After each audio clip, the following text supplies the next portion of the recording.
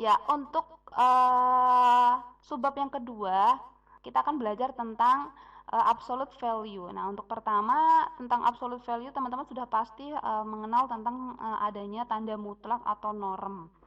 Biasa disimbolkan seperti ini.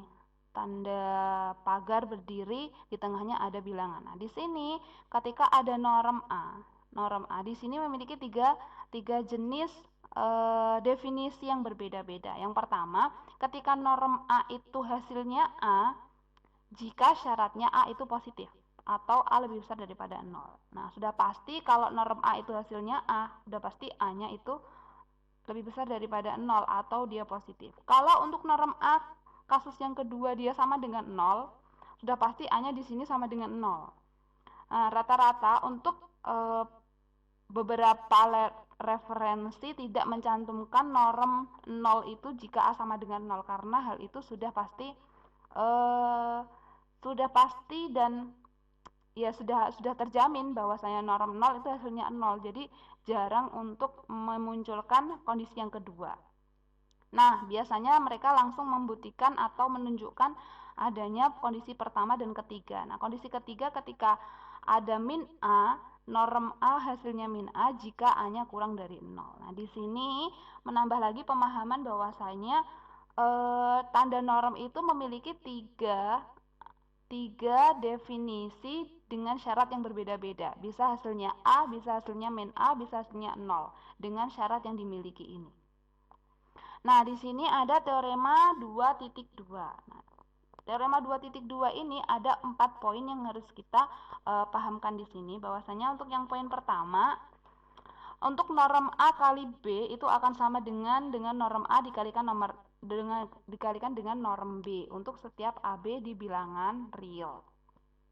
Untuk poin B, norm A dikuadratkan itu hasilnya sama dengan A kuadrat untuk setiap A di bilangan real. Untuk poin C, untuk C-nya lebih besar sama dengan 0, berarti 0, 1, 2, 3, dan seterusnya.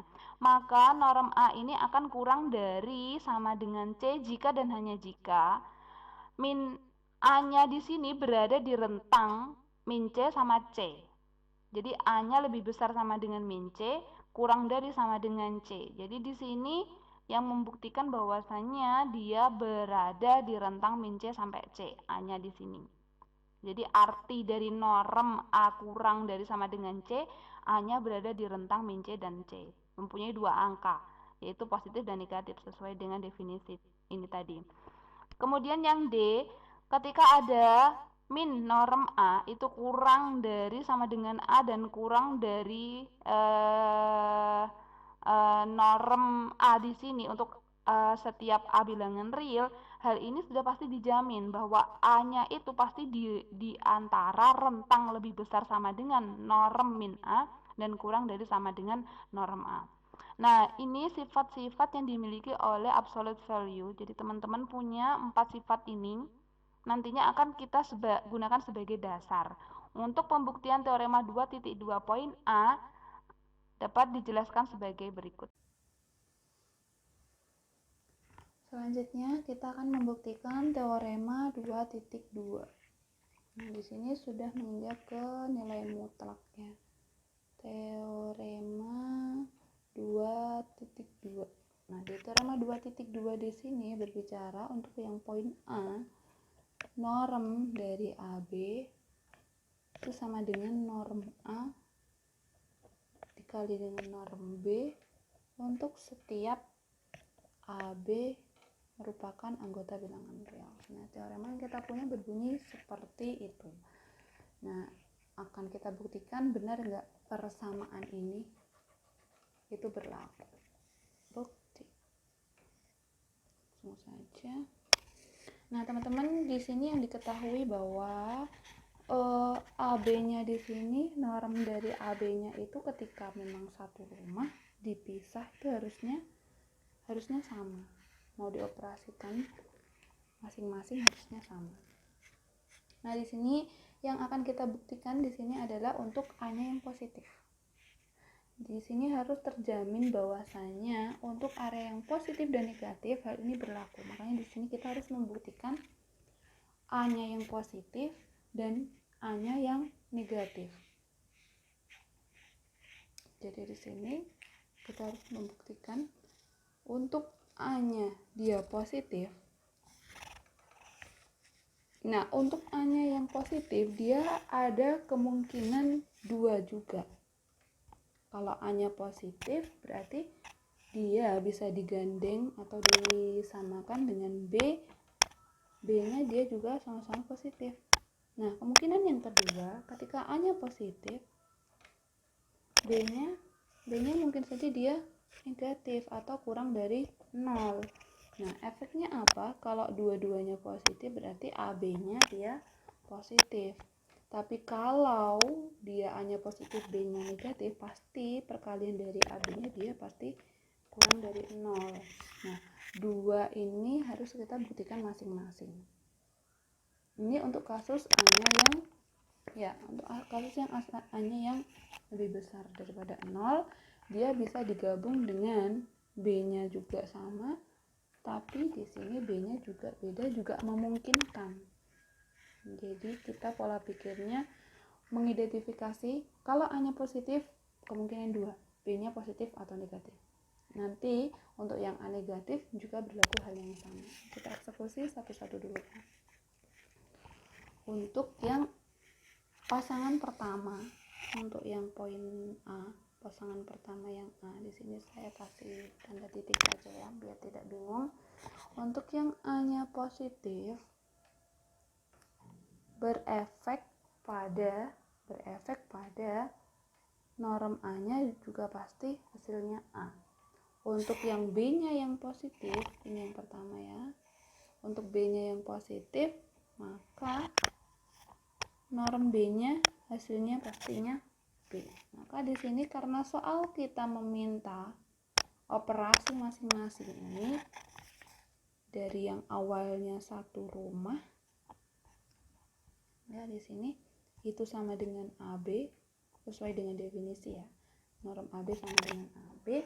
Nah, di sini bisa dituliskan A-nya itu apa? Nah, bahwasanya di sini A-nya ya A kali B.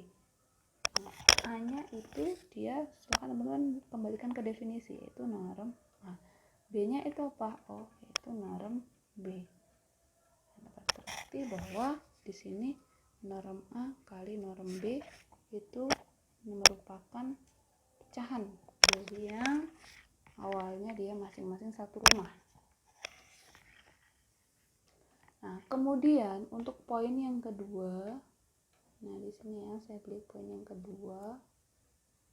Nah, untuk poin yang kedua, kita juga harus membuktikan kalau dia hanya positif, efeknya apa? Ya sama kayak yang di awal tadi, norm A, hasilnya ya A. B-nya yang kurang dari 0 ya. Ini kasus kita B-nya kurang dari 0. Maka di sini bisa dilihat bahwasanya norm B ya karena kurang dari 0 pasti dia hasilnya min B. Nah, kembalikan lagi ke wujud soal kita bahwasanya norm AB itu mintanya seperti apa? Pasti dia hasilnya disebandingkan dengan A kali B. Nah, A-nya sama B-nya di sini apa? Oh, ternyata A, B-nya dia karena negatif min B. A kali min B, kembalikan ke soal bahwa A di sini adalah norm A dan min B di sini adalah norm B. Di sini terbukti norm A, norm B itu merupakan ya hasil satu rumah dari norm AB. Ini baru kasus yang A positif ya. Teman-teman di sini harus selanjutnya membuktikan yang untuk A-nya yang di sini yang kurang dari 0 dengan cara yang sama. Nah, selanjutnya coba kita eksekusi sekalian untuk yang A kurang dari 0. Nah, di sini untuk A kurang dari 0. Nah, sama. Teman-teman, kalau A kurang dari 0, kemungkinan ada dua kemungkinan juga. Nah, di sini coba saya tuliskan ya. Di A kurang dari 0 dan bisa disandingkan dengan B-nya yang positif. Atau kemungkinan yang kedua, ketika A kurang dari 0, B-nya kurang dari 0. Nah, dua kemungkinan ini yang memungkinkan dia juga bisa dipasangkan. Ketika A-nya kurang dari 0 dipasangkan dengan B-nya yang lebih besar dari 0 atau B-nya yang kurang dari 0. Nah, kita akan eksekusi yang pertama dulu. Yang pertama. Nah, di sini yang pertama teman-teman harus membuktikan kalau A-nya kurang dari 0 dan B-nya lebih dari 0, apa efeknya ya. Oke, langsung saja A kurang dari 0. Efeknya apa? Maka norm A hasilnya apa? Karena kurang dari 0 min A, sudah pasti. Untuk B-nya yang lebih dari 0, efeknya apa? Efeknya sudah pasti norm B hasilnya B. Nah, kembalikan lagi ke wujud soal yang ditanya, norm AB sama dengan A kali B, sudah pasti. Nah, A-nya apa di sini? Min A. B-nya apa? B. Min A apa? Kembalikan ke definisi norm A. B-nya apa? Kembalikan ke definisi norm B. Nah, di sini sudah pasti norm AB itu merupakan masing-masing. Ini baru terbukti yang poin pertama. Silakan ini kita buktikan yang poin keduanya. Nah, poin keduanya di sini sama untuk kasus A kurang dari 0. Ya, kasus A kurang dari 0 yang dipasangkan dengan B yang kurang dari 0 juga. Untuk A kurang dari 0, apa efeknya? Maka di sini norm A itu sama dengan sesuai dengan definisi min A. Untuk B-nya kurang dari 0, maka di sini norm B-nya sama dengan sudah pasti sama ya, norm B. Terus kemudian kembalikan ke permintaan soal, meminta ini hasilnya A, B, A-nya apa? A-nya di sini min A. B-nya apa? B-nya di sini min B. Kemudian min A-nya kembalikan ke soal dari norm A, B-nya kembalikan ke soal norm B. Nah, di sini ketahuan bahwasannya norm AB masing-masing itu sama. Nah, dari alur pembuktian yang sudah kita buktikan, yang pertama tadi untuk kasus A-nya yang lebih besar daripada 0 ada 2 kasus. Yang A-nya kurang dari 0 sudah ada 2 kasus, dan keempat-empatnya sudah terbukti bermuara pada nilai yang sama, bahwa norm yang satu rumah dipisah menjadi 2 rumah hasilnya sama. Nah, dapat disimpulkan bahwa teorema yang kita punya bahwasannya jadi norm AB ini itu bisa dipisah. Norm A kali norm B untuk sembarang ya, AB-nya bilangan real. Makanya di sini kita buktikan A-nya kurang dari, A-nya lebih dari. Kalau 0 sudah pasti hasilnya 0. Tapi kalau A kurang dari, A lebih dari, kita juga sudah pasangkan yang masing-masing kurang dari, yang lebih dari, itu kita sudah pasangkan. Jadi sembarang bilangan real pun hal ini sudah terbukti.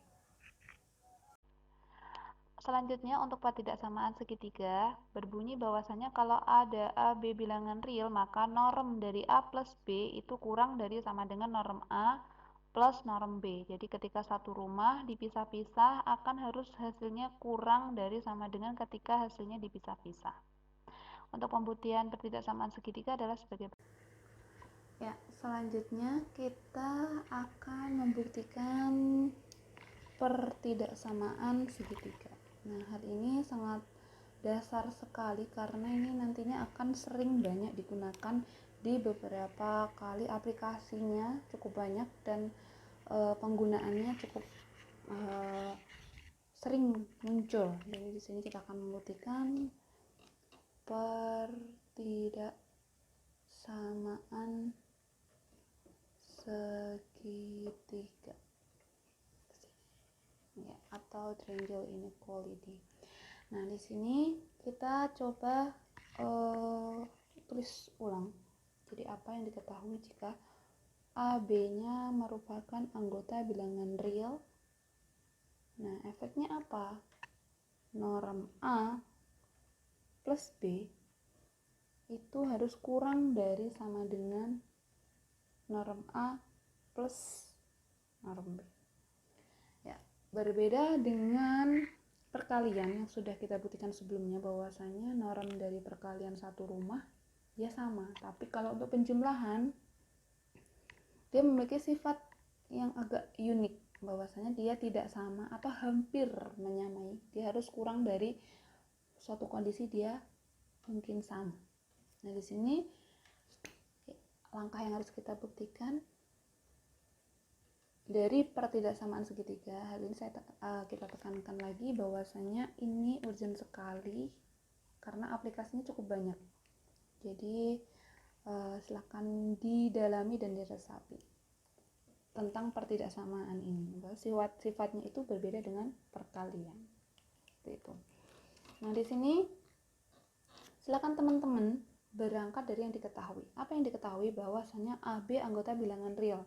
Kalau AB anggota bilangan real, silahkan teman-teman lihat definisi atau teorema sebelumnya mengenai tentang absolute value. Oke, di sini bisa kita tuliskan kalau ada AB, maka untuk poin yang bisa kita tuliskan, terutama lihat ini, coba saya munculkan ya, lihat teorema 2.2 poin D. Nah, silakan teman-teman konstruksikan. Baik. Karena kita punya 2 AB, maka di sini kita bisa tuliskan norm. Jadi min A kurang dari sama dengan A kurang dari karena kita punya 2. Jadi untuk yang bagian B-nya juga kita bisa konstruksikan ya. Kurang dari B. Nah, seperti ini. Kita yang diketahui dari teorema yang sudah ada, kita bisa bentuk seperti ini. Nah, selanjutnya apa yang perlu kita lakukan? Cukup kita operasikan saja. Oke, supaya lebih mudah di sini coba kita tulis ulang ya, yang kelihatan dulu angkanya.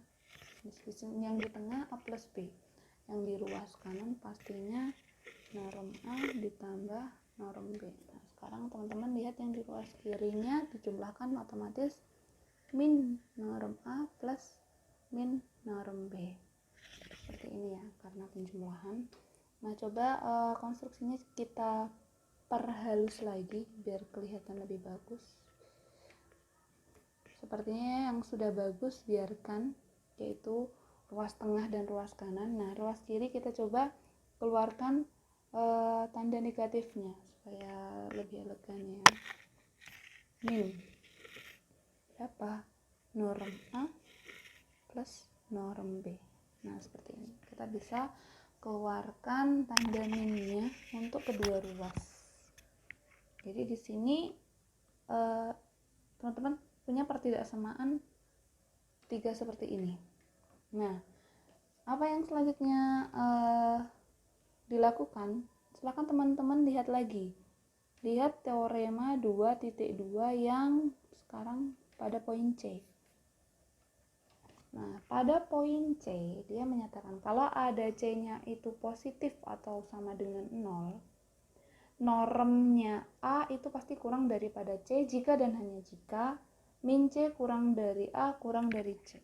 Nah, di sini kalau ada norm A kurang dari C, pasti A-nya itu berada di rentang positifnya C dan negatifnya C. Jadi kalau ada norm A kurang dari C, pasti A-nya berada di definisinya tadi kurang dari min negatifnya, yang lebih dari pasti dia yang positifnya. Nah, sama kalau kita punya bentuk seperti ini, berarti kita bisa ubah ke dalam bentuk seperti ini.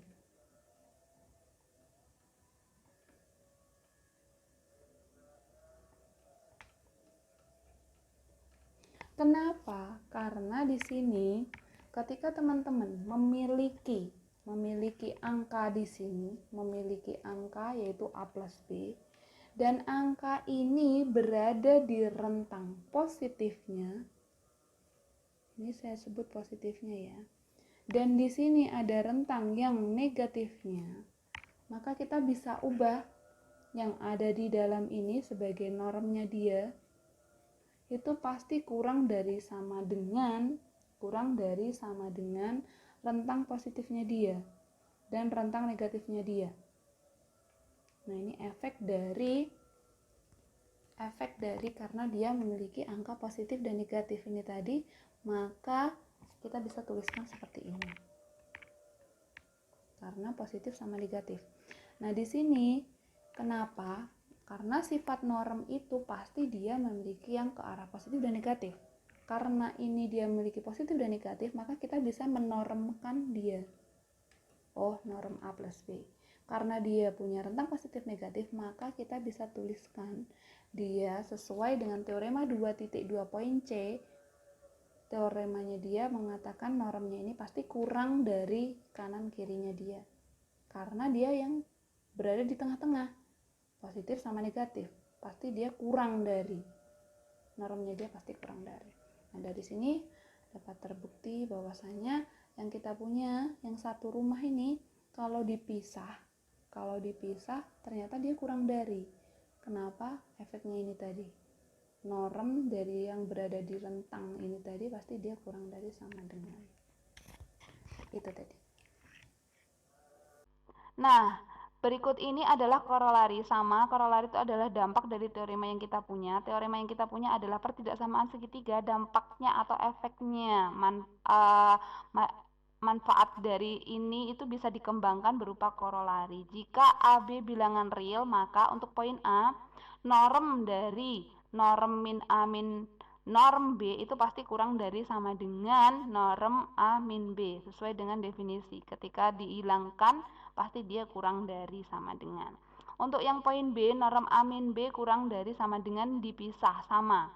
Kalau untuk penjumlahan di sini dia tidak mengubah wujudnya dia, tidak mengubah fungsi yang awalnya dibangun, yaitu dia di sini pakai operasi penjumlahan. Kalau di sini tanda min, ternyata dia adanya jaminan dia hanya mengubah tandanya saja. Yang awalnya min jadi plus di sini. Nah, untuk pembuktian korolari silahkan teman-teman memanfaatkan pembuktian pertidaksamaan segitiga untuk pengembangan dan pemahaman selanjutnya. Nah, untuk pembahasan selanjutnya pada subbab yang kedua itu membahas tentang bilang garis ya, garis pada bilangan real.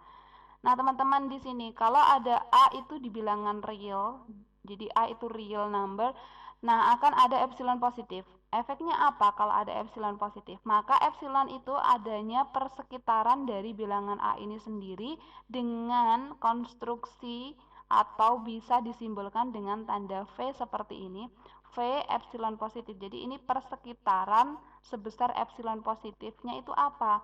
Ketika ada X bilangan real, maka X min A-nya dia kurang dari epsilon. Nah, untuk ilustrasinya coba kami munculkan garis bilangan real seperti ini.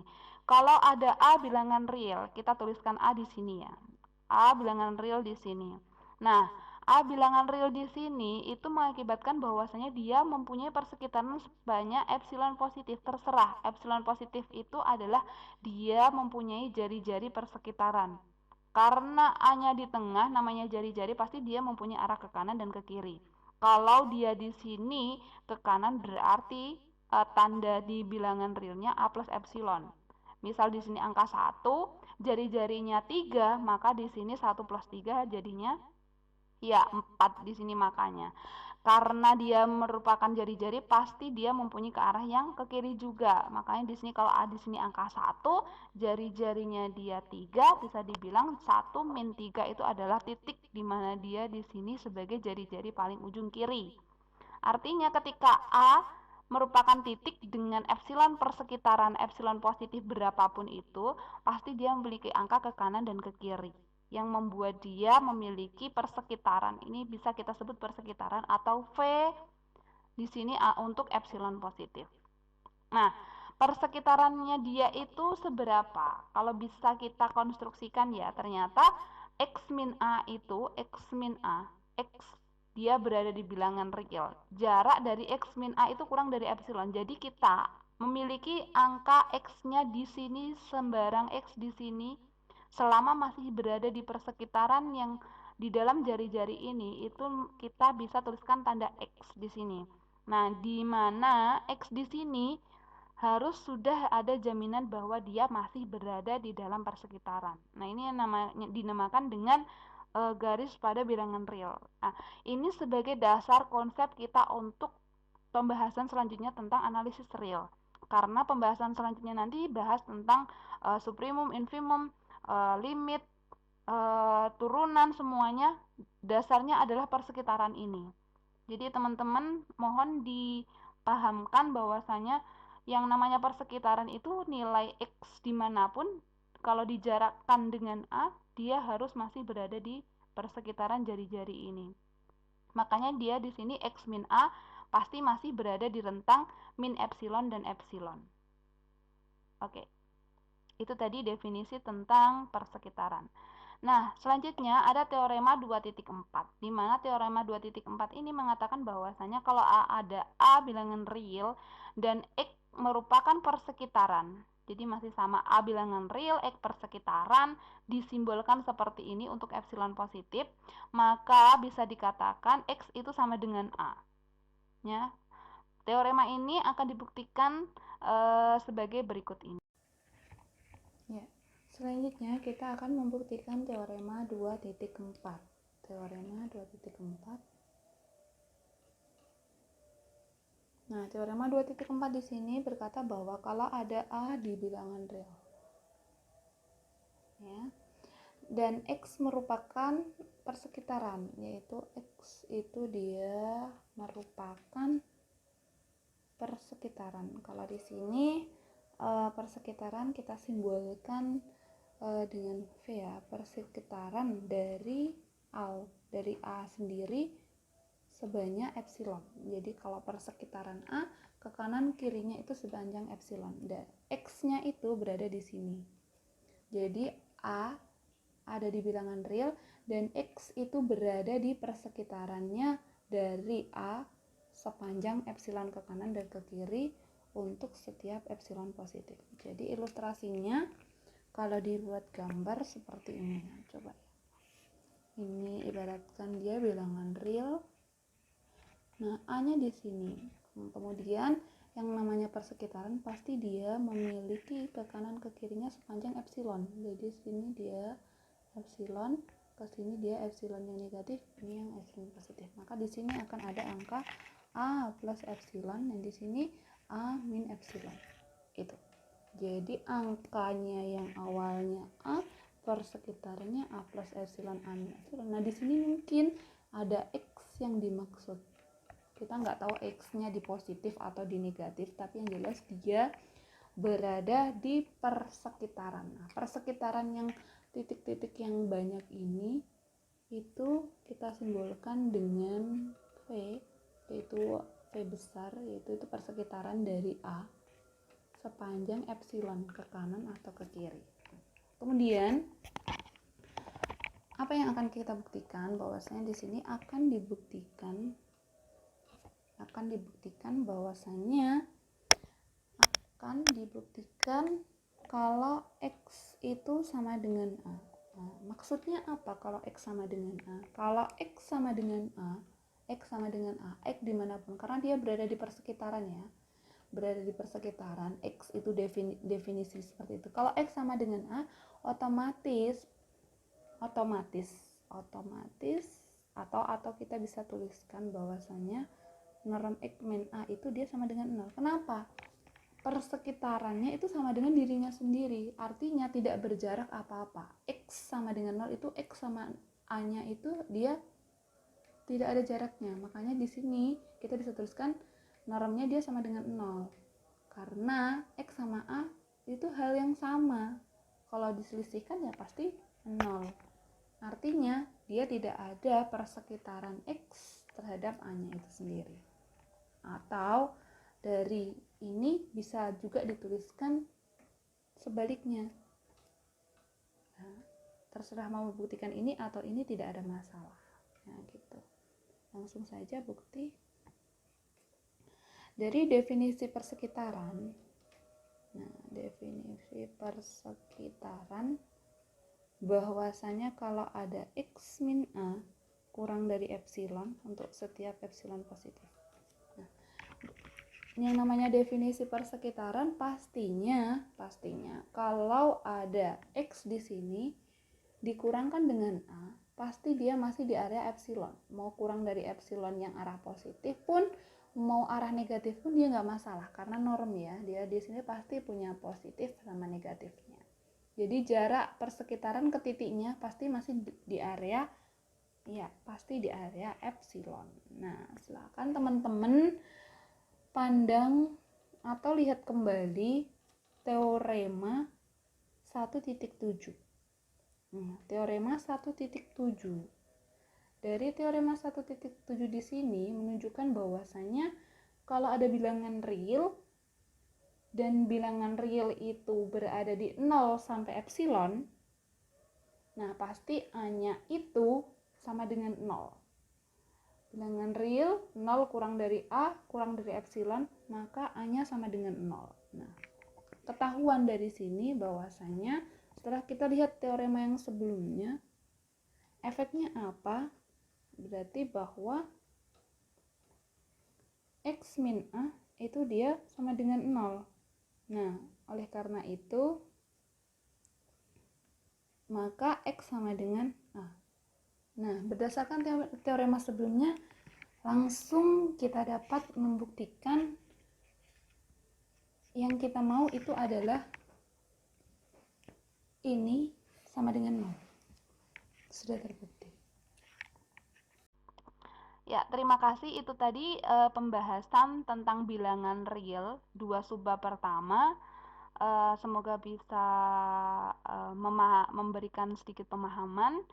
Untuk 3 subbab selanjutnya akan kita coba lengkapi pada video selanjutnya. Terima kasih. Wassalamualaikum warahmatullahi wabarakatuh. See ya and bye-bye.